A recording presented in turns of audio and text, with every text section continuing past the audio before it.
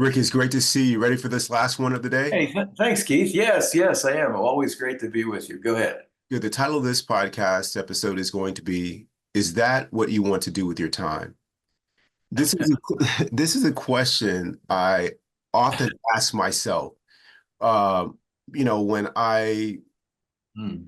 I used to ask it of other people when I would see them acting in a way that was, um, I guess my ego would judge it as being unwise. I would say, is that how you want to spend your time?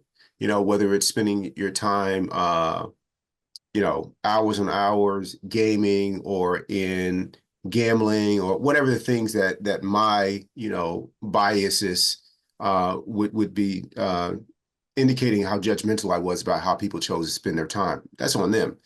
But I started to point the question more to myself in every moment.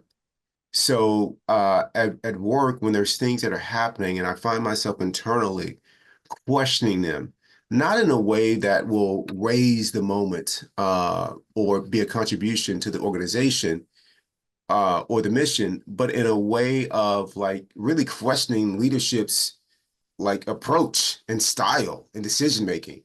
And Hmm. I catch myself like, okay, here you are at work at a place that's oriented to serving others. Is that how you want to spend your time at work? Hmm. It's doing that. I think about when I walk out the door in the morning in Arizona during the summer. And in the past, my first impulse was to complain immediately about the heat. And I reflect back on that time, I was like, oh, so that's how you chose to spend the first 20 years in Arizona. That's how you do it. And now I don't do that. But in everything that happens, I ask myself, is that how you want to spend your time? If you're sitting there, that every little thing that happens with your children, you are in there trying to fix and manage and get control and get all the news and insert yourself or teach them learn helplessness. And these are adult children, you know, is that how you want to spend your time? Like seriously. I see, you're sitting there and you're just caught up in all the news of the world, and you're like, oh my God, the world is just a horrible place. That's how you want to spend your time? Because I used to spend my time like that. And then I listened to this quote by Wayne Dyer that says, peaceful world or hostile world, same world. You get to choose. And I get to choose what kind of world I live in. And this world is peaceful. Because why? Because I'm peaceful inside. Because I spend my time nurturing, cultivating inner peace. So what I see out there is inner peace. And I have just really been really committed and disciplined about how I spend my time. And some people think, well, I don't want to spend my time with negative people. Well, okay, that's better than spending your time with negative people. But you know what's even better? What about that negative thing that's going on inside of here? Like how much time you spending with that cat, with that roommate inside? Like I am really diligent about training that roommate, making them housebroken. When we're hanging out, which is all the time, they're trained, Rick, and so I'm really conscious about how I spend my time. When you hear that question, what comes up for you? Wow, that's great, Keith. I like that idea. I think how we spend our time is a reflection of who we think we are. Mm.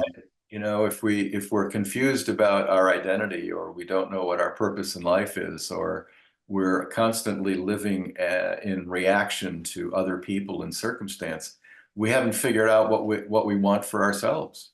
I find myself in my younger days doing a lot of that, wasting my time on a lot of things that were dead ends. And that's exactly what we should do, I think, when you're in your teens and 20s. Go down a lot of blind alleys, make a lot of mistakes, and try to develop some sense of self based on all the mistakes and failures that you experience. I think that it's a little tougher when you're in your 30s, 40s, 50s, and 60s to keep doing that. So, so for A lot of people still doing it, Rick. I know that's true. A lot of them are my clients, in fact. So, time really is a reflection of what you want for yourself. What is it that you really want for yourself?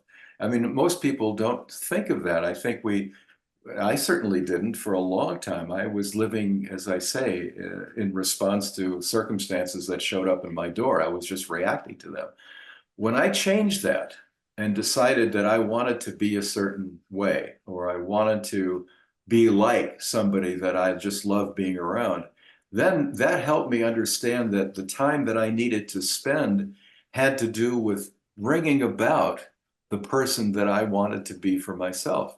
So, what are the steps to do that? And I started to develop the steps that I thought were necessary to live the life that I could only imagine in my dreams. And they included things like fitness, being careful about what I ate, being careful about what I thought, being Mm, careful about what opinions I chose to formulate. You know, the more opinions we have, the more we put ourselves into a closed box. The more we think that we know, the less able we are to deal with contrary opinions, which may be reasonable as well, and which will trigger us to judge other people, to argue, to fight. And then I think to myself, okay, I have these wonderful opinions. Somebody else has conflicting opinions. We argue and fight. What is the point of that? right. What is the point of that? To what end? What is that doing for my core values or the person that I want to be? That I'm talking now about on the personal level. I'm not talking about arguing in court or being part of an advocate system where there are rules and you make certain arguments and certain arguments are off limits. I'm talking about my personal way of looking at life. So the question boils down to how do I spend my time? Am I living in accordance with who I want to be? Hmm. What I want to reflect. And here's the thing that came up for me a couple of times. I had this grandiose idea that I wanted to do, I wanted to be a great lawyer, let's say, and I don't know how you define that, or win all my cases or something. Okay, so you start with proposition. That's a very bad example, but it'll make my point. The idea is, what do I have to do all of that stuff? Well, it had to do a lot of 12-hour days, a lot of 15-hour days, a lot of cross-examining my friends, my wife, people that I loved, making them wrong.